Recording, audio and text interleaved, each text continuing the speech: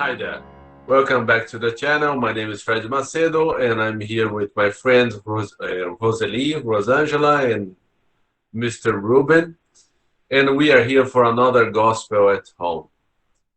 I invite you to follow our channel, and I'm going to ask Rosangela to make our initial prayer. Please, Rosangela. Our Father, who art in heaven, hallowed be thy name. Thy kingdom come, thy will be done, on earth as it is in heaven. Give us this day our daily bread, and forgive us our trespasses, as we forgive those who trespass against us. And lead us not into temptation, but deliver us from evil. Amen. Amen. Thank you, Rosangela. Now I'm going to share my screen.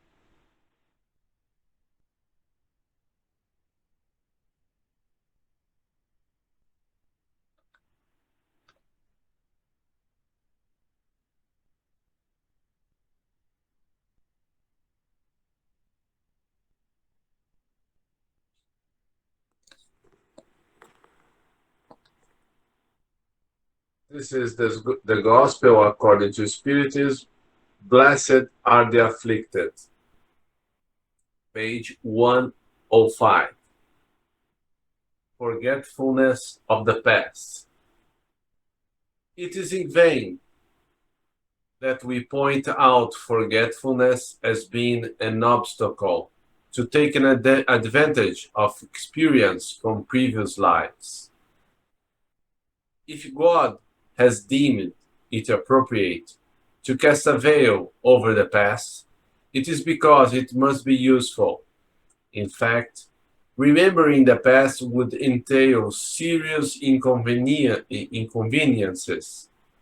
In certain cases, it could humiliate us greatly, or perhaps exalt our pride, and for that very reason interfere with our free will. In any case, it would cause an unavoidable disturbance in social relationships. A spirit is frequently reborn in the same environment in which it has already relived, and it finds itself in relationships with the same individuals in order to repair the wrongs it did to them. If it were to recognize in them those whom it used to hate, perhaps its hatred would reawaken. In any case, it would feel humiliated in the presence of those it harmed. God has given us precisely what is necessary and what will be enough for us for our advancement. The voice of conscience and our instinctive tendencies, taking from us what could harm us. On being born human beings, with them whatever they have acquired. Bring with them whatever they have acquired. They are born as they have made themselves. Each existence is a new starting point. It matters little for them to know what they were. If they are punished, it is because they committed wrongdoings. Their current bad tendencies are indicative of what still remains with them to be corrected. And that is what they should concentrate their attention on. For whatever has been corrected completely leaves no remaining trace. The good resolutions they have made are the voice of conscience that warns them as to what is good or bad and provides them the strength to resist their bad tendencies. Furthermore, their forgetfulness occurs only during corporeal life. Upon re-entering the spirit life, The spirit reacquires its remembrance of the past. Hence, forgetfulness is only a momentary interruption, similar to what occurs in earthly life during sleep, which does not prevent our remembering on the next day what we did the day before or the preceding ones. It's not only after death that the spirit recovers the remembrance of the past.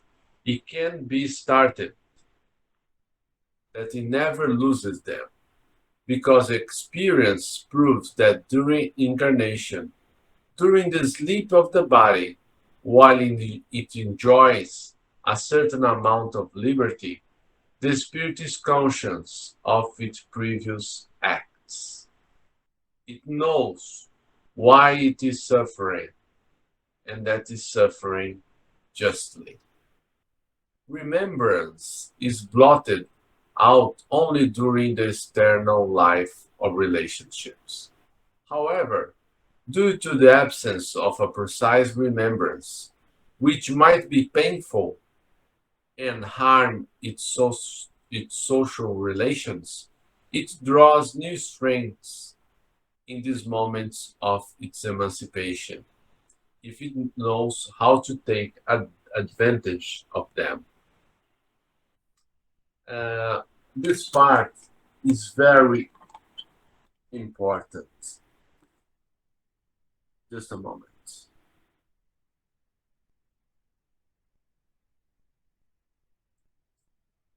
Just a moment. I've been asked more than one time.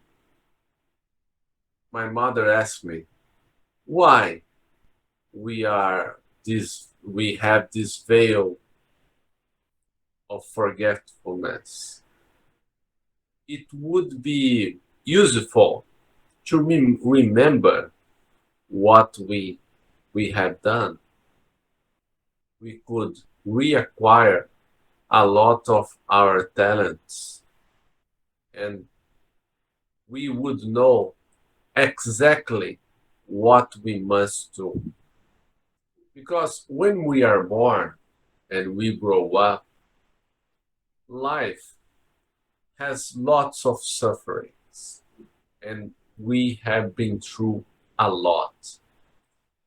And if we don't um, know the Spiritist doctrine, we are a lot of times in the dark because we don't know why we suffer.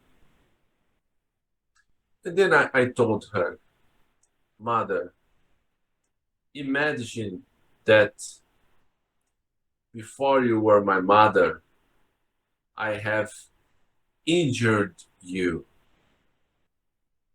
I have um, hurt, hurted you a lot. Imagine that when you had me, you you you would remember what I have done to you. Would you have the same love that you dedicated to me all your life if you know that I hurted you a lot? Perhaps yes, but perhaps not. Either way, um, we overcome the, the difficulty of not knowing what to do with our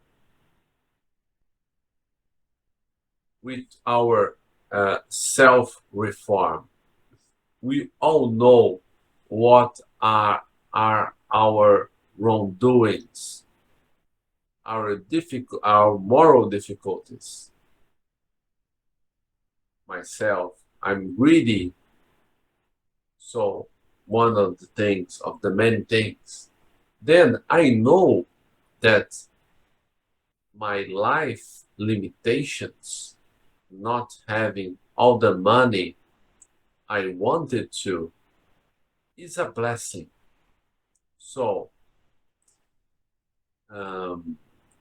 if I here encounter my enemies and they don't remember what I have done, and I don't remember either who hurted me, this is a blessing because we can start over on a new ground with new circumstances and make all the bad right.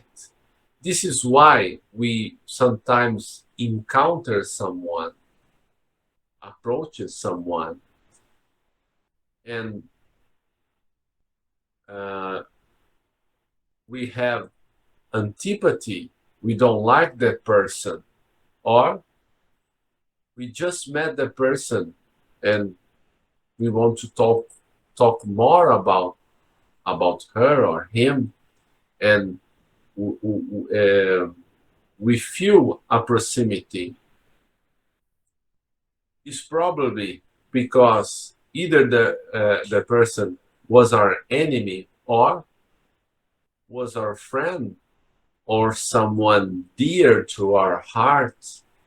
So the veil of forgetfulness is very useful for us, and the obstacles that it presents to us for uh, not having our full talents, this can be overcome by effort.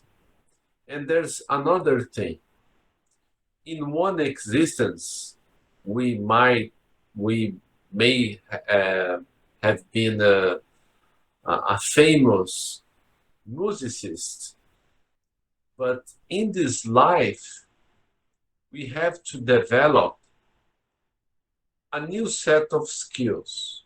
So we don't lose our previous talents. But in this life, for example, my music talents are like stored. They are like stored in a cabinet. They have been put away for my reach because I have to develop new skills. So I became a lawyer.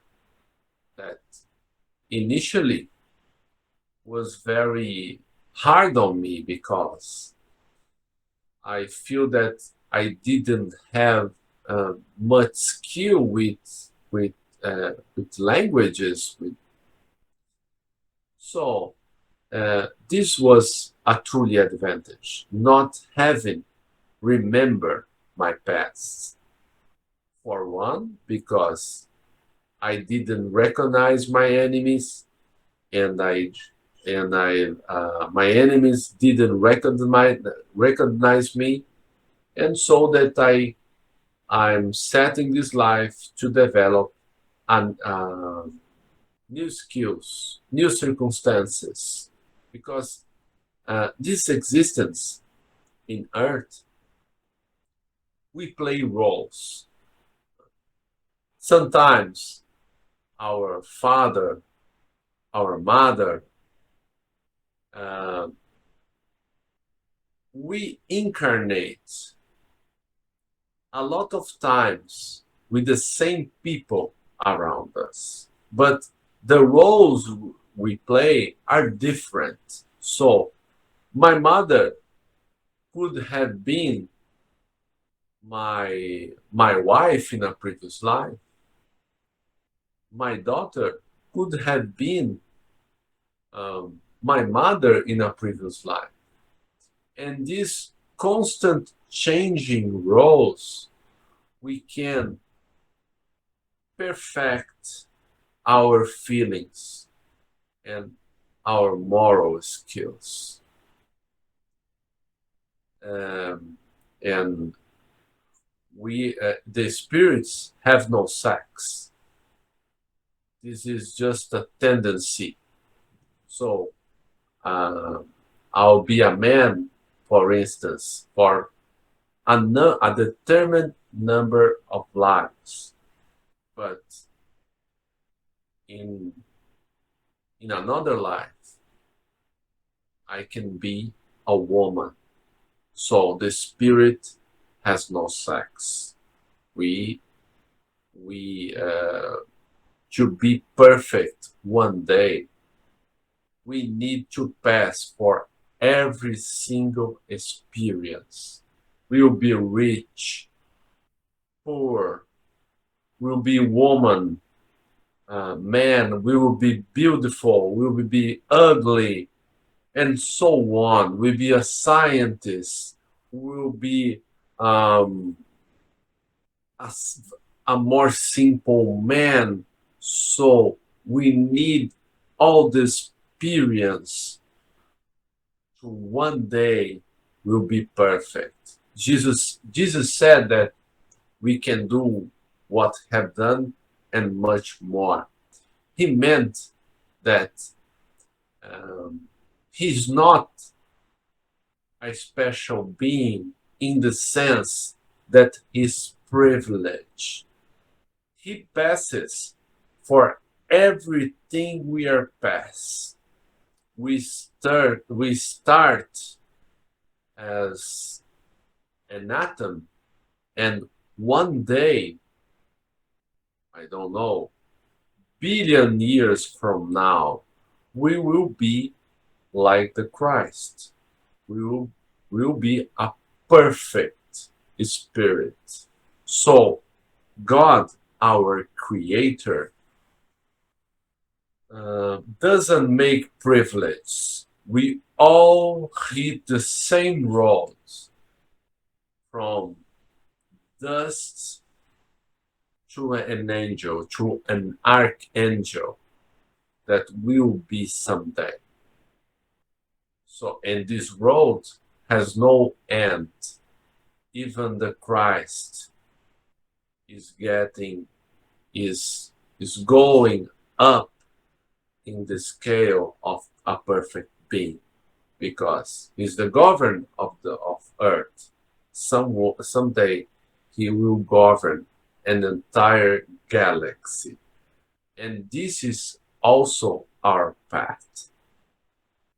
I think this is what I have to say for tonight, and let's thank God, Jesus, and all the good spirits that were here in our home, that have cleansed our environment from all the inferior energies that were surrounding them. And they brought a lot of brothers, spiritual ones, that needed these words as much as we do. And with this thank, I ask for Rosangela for our final prayer. Please, Rosangela, thank you all. We thank the good spirits who have come to communicate with us and ask them to help us put into practice the instruction they have given us. We also hope they will ensure that each unfold us at the end of this session is fortified in the practice of good and love for our neighbor. We also wish these lessons may be useful for the suffering, ignorance, or vicious spirits who were able to attend this meeting and for whom we implore the mercy of good. Good night, everyone. Thank you all. God bless you all. Good night. Good night.